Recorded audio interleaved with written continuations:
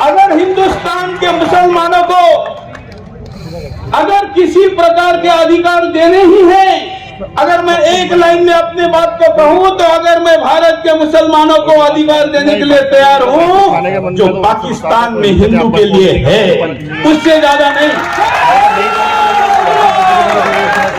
क्योंकि इसी आधार पे तो देश का विभाजन हुआ था।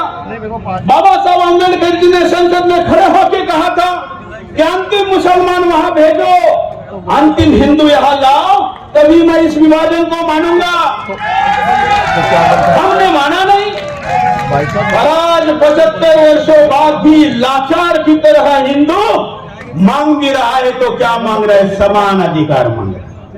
इससे बड़ी बुरी बात क्या हो सकती? वो कहते हैं कि मेरे को फोन करा, आज छत्रपति शिवाजी महाराज की पुण्यतिथि, मैंने कार्ड मैं उनके इतिहास के दृष्टिकोण से भी देखूं तो हम समान अधिकार की बात कर ही कैसे सकते हैं? मैं यहाँ पर समान अधिकारों की बात हो रही है तो चलो थोड़ा सोचते कि कहाँ समानता है करके मैं नोएडा से लेकर यहाँ तक गाड़ी में सोचते आया, मुझे तो कोई समानता नहीं मिली। हम बच्चे पैदा करते हैं कितने? 2। इधर पैदा कितने होते हैं? इधर बीवी करते हैं कितनी? उधर कितनी? कहाँ समानता है? मैं काम करवा देता हूँ, मैं मना कर रहा हूँ। कहाँ समानता है यार? अगर मैं छत्रपति शिवाजी महाराज को अपना पूर्वज मानूं तो तुम औरंगजेब को मानते हो, समानता हो सकती है? मैं अगर संभाजी महाराज को अपना पूर्वज मानूं तो तुम उसकी बोटी बोटी काटने वाले औरंगजेब को अपना पूर्वज मानते हो, समानता हो सकती है? मैं प्रभु रामचंद्र का भक्त हूं, तुम बाबर की औलाद हो, समानता हो सकती है? मैं काशी में शिव मंदिर चाहूं, तुम ज्ञान वापी के लिए झूठी लड़ाई लड़ो, समानता हो सकती है? मैं कृष्ण जन्मभूमि की मुक्ति चाहूं, तुम उस मुक्ति का विरोध करो, समानता हो सकती है? कैसे हो सकती है?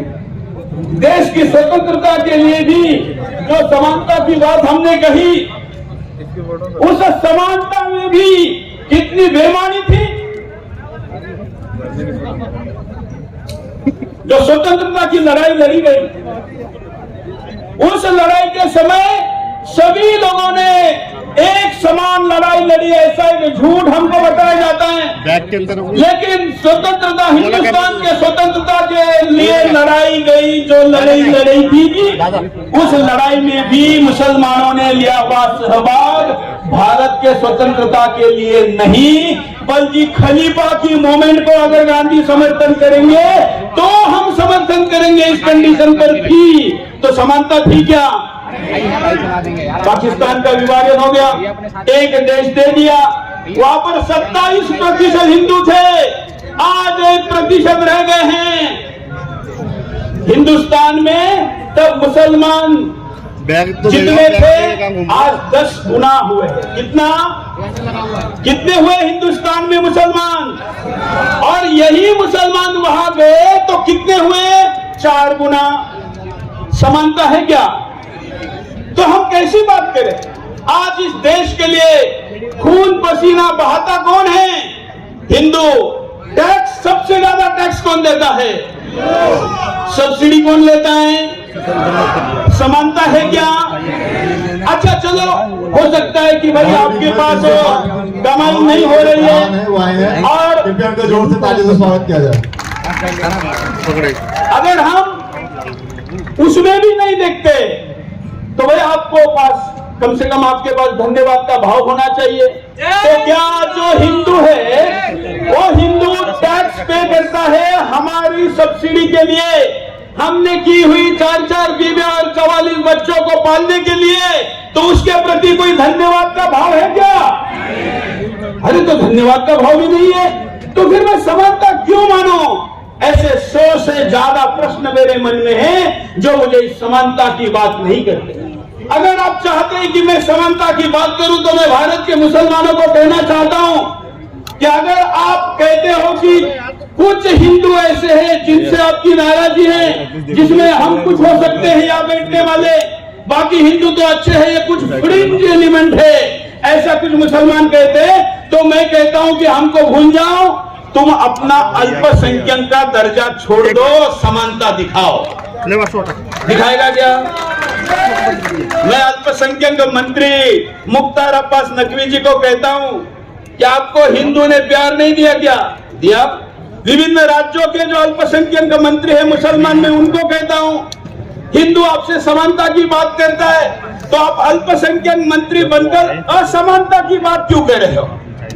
और इसलिए आज के इस हिंदू पंचायत के मंच से मैं माननीय नरेंद्र मोदी जी को आग्रह करता हूं कि आप भारत सरकार का अल्पसंख्यक मंत्रालय को तुरंत बंद करें, क्योंकि ये हिंदू पंचायत समानता की बात कर रही है, तो मेरे असमानता में दूर रखने के लिए भी तैयार हूं। तब जब समानता की पहल अब उधर से हो, केवल एक तरफा पहल इधर से बहुत ज्यादा हो गई, और इसलिए पहल दोनों तरफ से होती है तो ही संभावना है।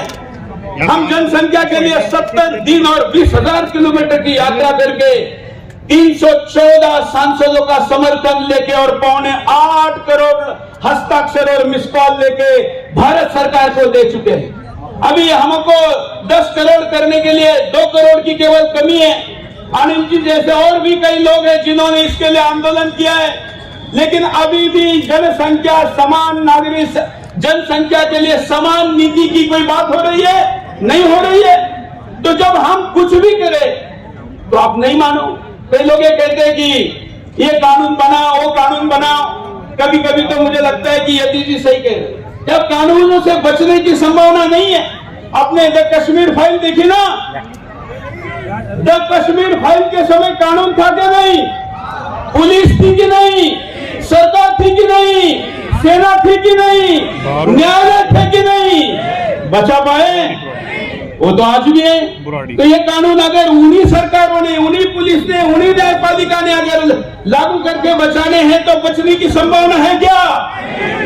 तो अगर बचने की संभावना नहीं है तो आप कौन सी समानता की बात करने के लिए हिंदू पंचायत कर रहे हो? भाई पुनर्विचार करने की आवश्यकता है, क्योंकि अब अंतिम क्षण के तरफ हम बढ़ रहे हैं। 2029 के बाद कोई हिंदू प्रधानमंत्री नहीं बनेगा। तो अगर आप अभी समानता का कानून बनवा भी ले तो 10-15 वर्षों बाद इस देश के कानून क्या होंगे, इसके लिए ज्यादा दूर देखने की आवश्यकता नहीं है। बगल में बांग्लादेश और पाकिस्तान को देख लीजिए, कानून का बलात्कार कैसे होता है ये देखना है तो अफगानिस्तान की तरफ देख लीजिए। दुनियादारी को देखकर अगर आप ऐसा समझ गए कि दुनिया क्या कहेगी, तो आपने सोचा कि कभी तालिबानियों ने सोचा कि दुनिया क्या कहेगी? आज उसी तालिबान को America, Britain, Europe trillions of dollar दे रहे हैं, कह रहे कि देश को पुनः खड़ा करना है। मतलब ये सारा इंटरनेशनल ड्रामा है। इसलिए अंतरराष्ट्रीय स्तर पर क्या हो रहा है उसको देखने के बजाय डोमेस्टिक जमीन पर क्या हो रहा है, कश्मीर में क्या हो रहा है, कैराना में क्या हो रहा है, दिल्ली के सीलमपुरी में क्या हो रहा है, ये सच्चाई है। जिस दिन सीलमपुरी शांत होगी उस दिन हम कहेंगे कि हाँ हिंदुस्तान में कुछ अच्छा हो रहा है, लेकिन जब तक वो नहीं होगी तब तक हम मानेंगे नहीं। और इसलिए हमको मांग करते समय, एजेंडा बनाते समय, विचार करते समय, रणनीति बनाते समय ये सोचना होगा कि क्या हम सही रणनीति कम से कम बना रहे हैं कि नहीं। अन्यथा हम कुछ महीनों बाद फिर मिलेंगे, फिर दूसरे शहर में जाएंगे, सभा करेंगे, कार्यक्रमों का नाम बदलेगा, बैनर बदलेगा, बात वही होगा कुछ नहीं, और हमारी पीढ़ी दर पीढ़ी खपती जाएगी। हमारे बच्चों को, बच्चियों को हम क्या उत्तर देंगे?